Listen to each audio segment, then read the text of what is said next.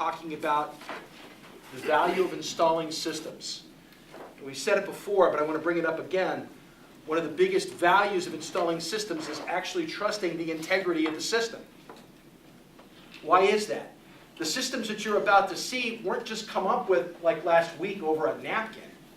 It's been developed over the last 30 years. The systems have been tried, they've been tested, they're true. Trust the integrity of the system. Just do the system the way we tell you to do it, right? And some people are going to have some issues with that, but go ahead and prove it wrong. You know what? Just do it exactly what we told you to do, when we tell you, and how to do it. With personality mastery, with the 530 grid, and with the natural laws. Just start implementing them all, and just do it. Even if it's just to spite somebody in your own mind. Even if that's your only motivation. That may sound odd, but some people operate at a very different level. Okay, all right, that's fine. You'll find the systems are tried and true can help you overcome your biggest challenges. I'm going to throw out a question to you. How many of you, if I were to ask you, would go out and watch Willy Wonka and the Chocolate Factory? Okay? Just go out. I haven't told you why. Yeah, that was my I haven't told you why. Okay, because see, some people are going to go out and just watch it. But now, you've raised your hands now. Are you actually going to go do it? Or are you going to be the person? Sherry brought up a valuable point. I'm not saying she's the one, but I'm just saying is that you brought up a valuable point. Why do you want me to do things? Right. Why are you asking me to do this in the first place? Well, what's my understanding of this? Maybe you could break it down for me. What's the benefit? How's the value? You know, before you do it. Well, for the same reason that Mark invited Alan, you should just come on out. You should just fly. Okay. Well, they've known each other for 8 or 9 years. But Jerry, you know, was invited. Who invited you, Jerry? It started with Barb, who introduced me to Karen, and then Karen sent me the invitation. And you just showed up? Yes. Last night? Yes. And you showed up today? Yes. And did we give you all this information? Should you go home and study it first? If you did, I missed it. The point is, no. Trusting the integrity of the system, you're doing it. And that's huge. So go home, rent the original one, Willy Wonka and the Chocolate Factory. That was the creepy one. Okay? Go ahead and rent it anyway. Watch it. And then find somebody who invited you here. Share with them in an email, what did you learn?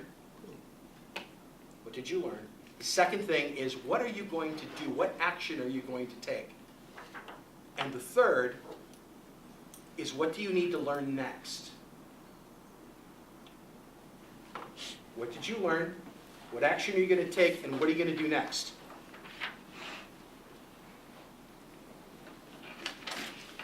So what we're doing now is we're moving into our segments with the system called Personality Mastery, 530 Grid, and Natural Law. To do the DNA of people, which is Personality Mastery, I'd like to invite Karen Carlson to come on up. Give her a big hand.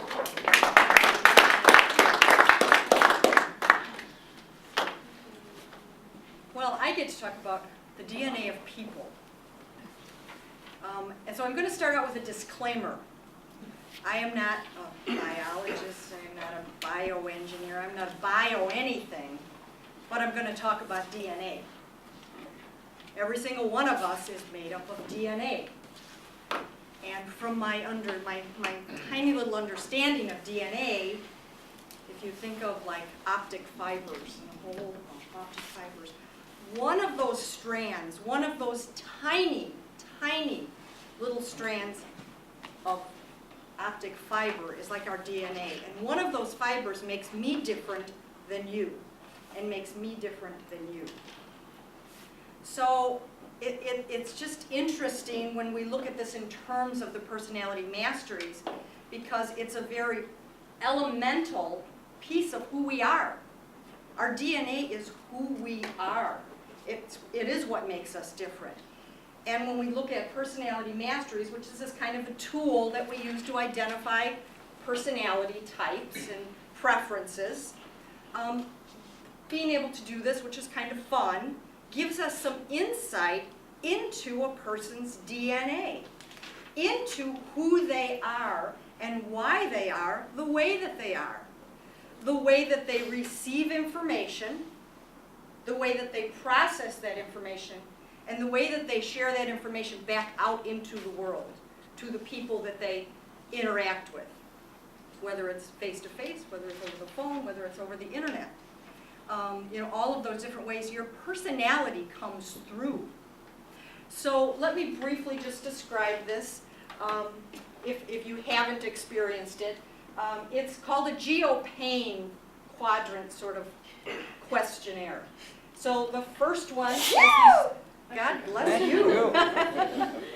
The first one is the geo. So it identifies these 4 different geometric shapes by asking, which one of these shapes do you like the most? The cube, the pyramid, the wavy line, or the ball? The cube, the pyramid, wavy line, or ball. And so somebody would say, well, I like the wavy line best. And then you would go through and rate them 1 through 4. Then you would ask, what causes you the most frustration? Now, I'm sure you are really not experiencing much frustration in your life, but if you were, which one of these would be the one that would cause you the most frustration? Things being out of order, things being out of control, things being boring or not fun, or conflict with others. And again, you would rate those 1 through 4, the one that would cause you the most frustration to the least. Sometimes it's a tough decision to decide, number 1 or 2, but that's, you know, the process of going through that. On the bottom here it says, what if the person says, I'm not sure, and I think that's a stupid question? Well, that is a chameleon, which is somebody that's very flexible and really, you know, all of these different personality types can become part of who that, because they can adapt to who they're with and how they interact with them. So I just would like to go through a little bit of identifying the names that those different personality types.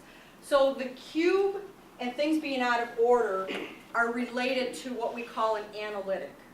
So this is a person that is deep into details. Deep into detail. They want to know every detail and will examine things till it's way past the point of reason, but that's the way they are. The pyramid and things being out of control are the drivers. So these are the people that have the vision, they have the big vision and really see that, as Mark likes to say, from the 30,000 foot level. So they really see the big picture. But they are going to move forward, and you better keep up or get out of the way. Because otherwise I'm just going to roll you over, get out of the way, because I am going towards my vision, and I'm not going to stop or maybe even slow down for you to catch up. So get on board or get off the wagon. The third one is the wavy line, or things being boring or not fun. This is the expressive person. So this is a person that does a lot of different things. They relate really well with people. They can juggle a lot of different things. They can be very distracted because they're juggling a lot of different things. I don't relate to that at all, just in case you might be wondering. Yeah, sure. You know, they're very energetic and really very engaging. The ball and conflict with others is the amiable. This is the peacemaker. This is the person who wants everyone to be happy. They want everyone to be happy all the time. So they will avoid conflict at all costs. They will avoid a situation at all costs if there's conflict, because that is just foreign to them. They do not want to have any part of that. Even if they're not engaged in it, they don't even want to be in earshot of what's going on, because that is just abrasive to them. So that briefly describes kind of the 4 different personality types. And as we look at installing systems, this system of being able to, as Alan was saying, being able to ask someone these couple of fun questions, but be able to kind of identify the things that are their strengths, but also the things that I said are their strengths can also be their weaknesses. Because anything taken to an extreme can also become a negative. So, but being able to identify helps us to relate to them better, helps us to give people information in a way that they prefer to receive it. And if we can do that from a business perspective, is not that rapport established in a much deeper way, in a much more beneficial way? And that really is what this tool is and how we implement this into our systems to create more successful relationships and therefore more successful businesses. So I will also share with you, I shared it last month and everybody seemed to enjoy it, so I'll go ahead and do it again. Everybody has heard the phrase ready, aim, fire, correct? Yeah. I know some of you have lived it. Actually, it's ready on the left or ready on the right. That's fine. So there's a little analogy for each of these personality types. So for the analytic, it's ready, aim, aim, aim, aim. For the driver, it's fire, aim, ready. For the expressive, it's ready, fire, aim. And for the amiable, sorry, are we ready? Are we all ready? We all need to be ready before we can move forward. So that is Personality Masteries. You know, I've only experienced the Mastermind seminars for a few months now. It's really made a huge impact on me, on my business, on my life.